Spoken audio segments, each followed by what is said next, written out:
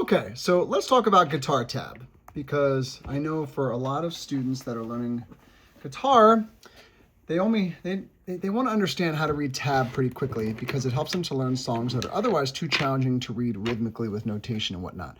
But also for you songwriters out there, it's a great way to express some chords that you've created.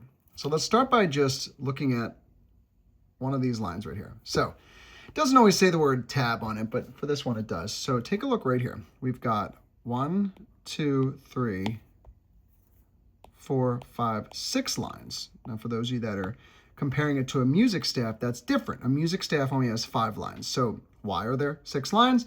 Because 6 lines represent the 6 guitar strings. Now, one thing I could do for you to make it particularly visual for you is I'm just going to take this guitar and bring it right above the camera here. Let's see if I can get this to work. There we go. It's not so bad. So here's the guitar right here, right? We've got, come on, give me a little bit of frequency. Let me actually back the camera up a little bit. There we go.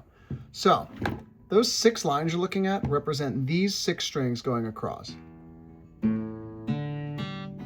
In order, so E, A, D, G, B, E. And just like the strings on the guitar go across, the lines on this tab go across right here. So if you wanted to, I don't know, maybe write down 3rd fret on the E string, you would write it down like this. You just write a number 3 right on top of that line right there.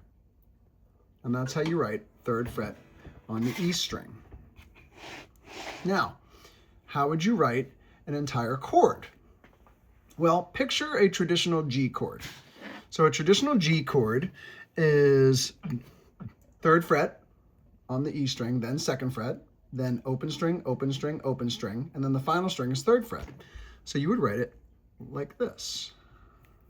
3, and then right on top of it, you would write 2, and then 0, 0, 0, and finally 3. Just like in music, if notes are stacked up on top of each other, well, same thing, you would play them at the same time. So in tablature, if you see notes stacked up on top of each other, that means that you would strum or play all of those strings at the same time. Another example, if I were to write it like this, then for someone that knows how to read tab, instead of getting the whole chord at once, they would do it like this. So you have to make sure when you're writing out a chord that you stack them up all on top of each other. So let's try another chord. How about a D chord? So the D chord has 4 strings. Oh, we've got 0, open D string, 2nd fret, 3rd fret, followed by 2nd fret. And there is your D chord. Now, it doesn't matter what tuning you're in. So even if you're in like a different type of tuning, as long as you indicate that at the beginning, the 6 strings method still works. Just a couple more tips I wanted to give you before we wrapped up this video. So I went ahead and wrote out a few more chords for you, just so you can kind of get a feel for how it works. So right here, we've got an E chord, which is all 6 strings, and we wrote 0, 2, 2, 1, 0, 0. Just a reminder that this bottom line right here, the one I'm highlighting, represents that E string, the lowest sounding string, the one that is closest to your face when you're playing. And if you lay it right on your lap with strings facing up, it looks honestly just like these 6 strings going across. Just something to keep in mind when you're reading all these. E minor, 0, 2, 2, 0, 0, 0. A is 0. Notice I left out the E string. Oops, sorry, wrong marker. Left out the E string because you're technically not supposed to play it as part of that chord, which is a whole nother discussion. We've got 0, 2, 2, 2, 0, and then A minor is 0, 2, 2, 1, 0. So that should give you a couple of visuals on how to draw your basic chords. And last but not least, I just wanted to talk a little bit about how tab can also be used to write out melodies. So this is a pretty famous tune. See if you recognize this.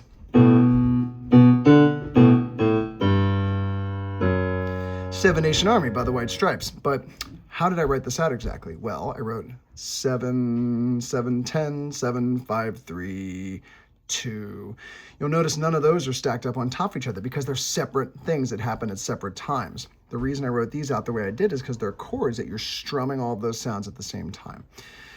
So if you wanted to write something out that happens back to back or right after one another, you have to write them next to each other. Now, the only negative is that when you're reading tab, it doesn't tell you how long to make each one of these sounds.